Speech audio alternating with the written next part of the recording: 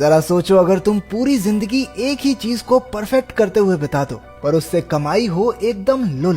कुछ ऐसी ही कहानी है आयरन हेड की, जो एक 60 साल का आदमी है जिसका सर लोहे से भी ज्यादा मजबूत है। बचपन से ही आयरन हेड और उसके भाई बहन को उनके मास्टर ने ऐसी ही खतरनाक कुंफू ट्रेनिंग दी है। एक छोटी उम्र में ही आयरन हेड अपने सर से बिना दर्द महसूस किए ईंटें तोड़ सकता था। उसका भाई आयरन क्रॉच, जिसे हम लोहे के गहनों वाला भी कह सकते हैं, उसने लोहे के डंडे से मार मार कर अपने शरीर के नाजुक इलाकों को पत्थर जैसा बना दिया। उनकी बहन रोर अपनी चीख से लोगों की जान तक ले सकती थी। उसकी हंसी सुनकर ही लोगों के कान के पर्दे फट जाते। वो रोज कम से कम 5 क्लास तोड़कर अपने गले की ट्रेनिंग किया करती। उन तीनों को बचपन में तो अपनी काबिलियत के लिए खूब वाहवाही मिली, लेकिन जैसे जैसे वो बूढ़े होते गए लोगों ने उनमें दिलचस्पी लेना बंद कर दिया। वो तीनों लगभग पूरी जिंदगी बेरोजगार ही रहे, जिससे अब आयरन हेड के सर पर लाखों का कर्ज हो चुका था। उसका सर लोहे की चोट तो सह सकता था, लेकिन कर्ज की नहीं। एक दिन लोन वसूलने वाले उसके घर आ धमके और घर का सारा सामान उठाकर ले गए। उनके लीडर ने आयरन हेड के पुराने सर्टिफिकेट देखकर एक फालतू सी चीज पर अपनी पूरी जिंदगी झोंक देने के लिए उसका मजाक उड़ाया। अब वो अपनी जिंदगी से परेशान हो चुका था और उसे बदलना चाहता था। 60 साल की उम्र में वो नौकरी ढूंढने बाहर निकल गया। उसने सड़क पर कुछ छोटे मोटे गुंडों को आपस में पैसे बांटते देखा। इतने पैसे देखकर आयरन हेड हैरान रह गया और उसने भी उनके ग्रुप में शामिल होने की ठान ली। वो उनका पीछा करता हुआ उनके अड्डे तक जा पहुंचा। राइकर नाम का एक गुंडा उसे बाहर फेंकने ही वाला था कि उनके लीडर जाई ने उसे रोक दिया और कहा कि अंकल की बात सुन लेने दो भाई। लेकिन जब उसे पता चला कि ये 60 साल का बुढ़ा उनके ग्रुप में शामिल होना चाहता है तो वो जोर जोर से हंसने लगा। आयरन हेड ने उनसे अपनी ताकत दिखाने का एक मौका मांगा, लेकिन उन्होंने उसे बाहर भगा दिया। रात को आयरन हेड की बेटी उससे मिलने आई, लेकिन वो एक खुददार आदमी था जो अपनी बेटी से पैसे नहीं लेना चाहता था। अगली सुबह उसने फिर से जाई के गुंडों को सड़क पर देखा। वो जानबूझकर उनकी गाड़ी के सामने कूद गया। उन गुंडों ने उसे उठाया और पुलिस के लफड़े से बचने के लिए सीधा अपने अड्डे पर ले गए। उसका जज्बा देखकर आखिरकार जाई भी उसे एक मौका देने के लिए तैयार हो गया, लेकिन अपनी काबिलियत साबित करने के लिए आयरन हेड को एक जिद्दी आदमी से पैसे वसूल करने होंगे। वो इस चुनौती को स्वीकार करके उस आदमी को ढूंढने निकल गया। वो एक बड़ा बिजनेसमैन था जो अपने क्लाइंट के साथ एक रेस्टोरेंट में बैठा था। पहले तो आयरन हेड ने उसे आराम से पैसे वापस देने को कहा, लेकिन उस आदमी ने उसकी एक न सुनी। इसके बाद आयरन हेड ने उसके खाने में थूक दिया। गुस्से में बिजनेसमैन ने उसके सर पर कांच की एक बोतल दे मारी, लेकिन पीछे हटने की बजाय आयरन हेड ने अपने ही सर पर वैसी 10-12 बोतलें और फोड़ डाली। उस बूढ़े आदमी की हालत देखकर आसपास के लोग बिजनेसमैन को कोसने लगे। इस पर शर्मिंदा होकर उसने आयरन हेड को अपना क्रेडिट कार्ड ही पकड़ा दिया। इस मुश्किल काम को पूरा करने के लिए जाई ने खुश होकर उसे 30% कमीशन दे दिया। उसके राइट हैंड राइकर को आयरन हेड की इतनी वाहवाही होती देखकर जलन होने लगी। उसने आयरन हेड के खिलाफ जाई के कान भरने की भी कोशिश की, लेकिन कुछ नहीं हुआ।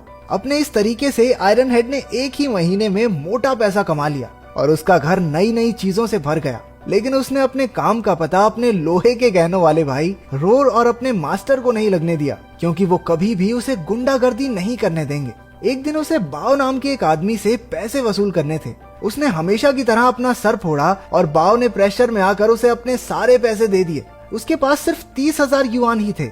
आयरन हेड यही पैसे जाई के पास लेकर आया, लेकिन उसकी तरक्की से चिढ़े हुए राइकर ने कहा कि उनका रूल है कि वो आधे से कम पैसे कभी नहीं लेते। बाव ने उन्हें 3 लाख युआन देने थे और आयरन हेड सिर्फ 30,000 लेकर आया था। इस बात पर राइकर उसकी बेइज्जती करने लगा। गुस्से में आकर आयरन हेड ने भी 3 दिन के अंदर अंदर पूरे पैसे वसूलने का वादा कर दिया और शर्त रखी गई कि अगर वो पैसे ना ला पाया तो उसे अपनी जेब से वो सारे पैसे लौटाने होंगे। रात को घर लौटते वक्त राइकर ने अपने आदमियों के साथ उस पर हमला कर दिया और बाव के लोन के कागज भी फाड़ डाले। अब आयरन हेड के लिए बाव से पैसे लेना और भी मुश्किल हो गया था। वो घर पहुंचा ही था कि एक आदमी वहां उसे अपने लोन के पैसे लौटाने आ गया। आयरन हेड पैसे लेकर बहुत खुश हुआ, लेकिन तभी उसकी बेटी अपने पुलिस ऑफिसर पति के साथ वहां आ गई। उन्हें लगा कि वो आदमी आयरन हेड से कर्ज के पैसे वसूलने आया था, इसलिए उन्होंने उसे पैसे देकर जल्दी से भगा दिया। क्योंकि आयरन हेड उन्हें अपने काम के बारे में नहीं बताना चाहता था, इसी चक्कर में पैसे उसके हाथ से निकल गए। इसके बाद उसका दामाद एक घर में चोरी की तहकीकात करने गया। वो घर बाव का ही था और असल में उसी ने अपनी माँ के इलाज के पैसे अपना कर्ज चुकाने के लिए चुराए थे। उसने सबसे माफी मांगी और अपने परिवार से वादा किया कि आज के बाद ऐसा कुछ नहीं होगा। पुलिस वालों ने उनके परिवार की मदद के लिए कुछ पैसे दिए और वहां से चले गए। ये हमारे पुलिस वाले इतने अच्छे क्यों नहीं होते भाई। अगले दिन आयरन हेड फिर से बाव से पैसे वसूलने की कोशिश करने लगा। सड़क पर तमाशा हो गया और लोग बाव को गालियां देकर उसे पैसे वापस करने को कहने लगे। कोई रास्ता ना दिखने पर बाव ने उसी की तरह खुद को ईंट से मारना शुरू कर दिया। उसके ऐसा करने पर आयरन हेड को ही उस पर तरस आ गया और उसके सर से निकलता खून साफ करके चुपचाप वहां से चला गया। वो सोचने लगा कि वो पैसे के लिए कितना नीचे गिर चुका है। हमने देखा कि जाई और राइकर ने दूर से ही उस पर नजर रखी हुई थी। अब जाई को भी उसकी काबिलियत पर शक होने लगा था और आग में घी डालने के लिए राइकर तो वहां था ही। फिर भी जाई ने शर्त के हिसाब से 3 दिन तक रुकने का फैसला किया। शाम के समय उसका मास्टर रोर और लोहे के गहनों वाले भैया के साथ आयरन हेड के घर में घुस गया। जल्द ही उन्हें पता चल गया कि वो इतना अमीर कैसे हुआ था। उन्हें घिन आ रही थी कि आयरन हेड ने ऐसे गलत काम के लिए अपनी ट्रेनिंग का इस्तेमाल किया है। जिस गैंग के लिए वो काम करता था वो गरीबों को बहुत ज्यादा ब्याज पर पैसे देकर उनकी मजबूरी का फायदा उठाती थी। आयरन हेड अब बेहद शर्मिंदा हो चुका था। वो चाहता था कि धरती उसे जिंदा निगल ले। उसने अपने कमाए हुए सारे पैसे टेबल पर रखकर कहा कि आज के बाद ऐसा कोई काम नहीं करेगा। लेकिन जब उन्होंने देखा कि इस काम में तो अंधा पैसा है तो वो तीनों भी उसके साथ जुड़ गए। सारी उम्र लोहे का शरीर बहुत बना लिया, अब उन्हें लोहे का बैंक अकाउंट बनाना था।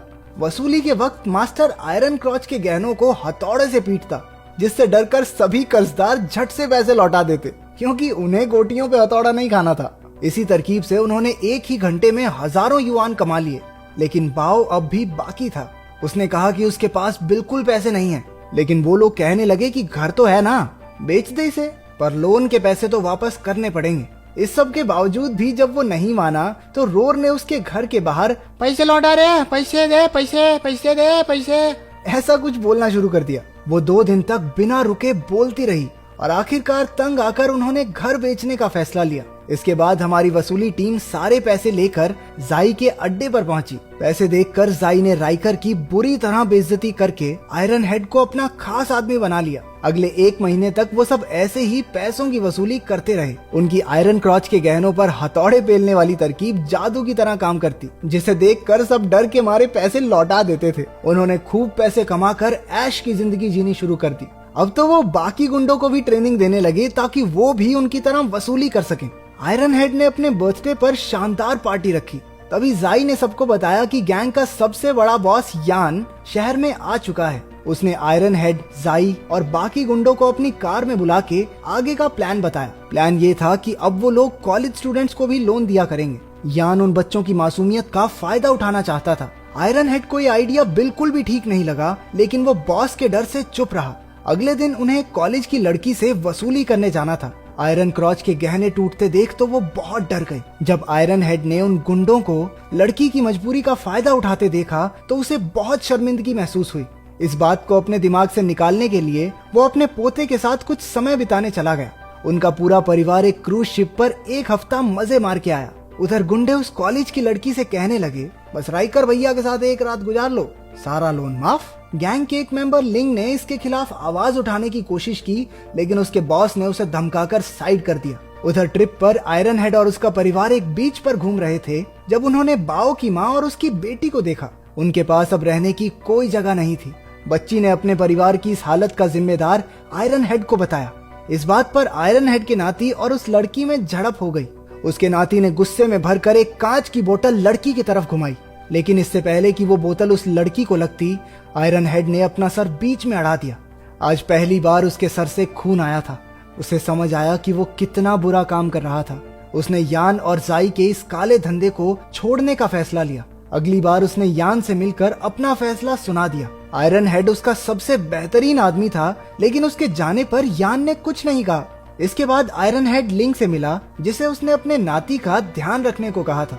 पता चला कि यान के आदमी उसे पीटकर उसके पोते को किडनैप करके ले गए। यान आयरन हेड से बदला लेना चाहता था। गुस्से से भरा आयरन हेड अपने नाती के लिए सब कुछ दांव पर लगाने को तैयार था।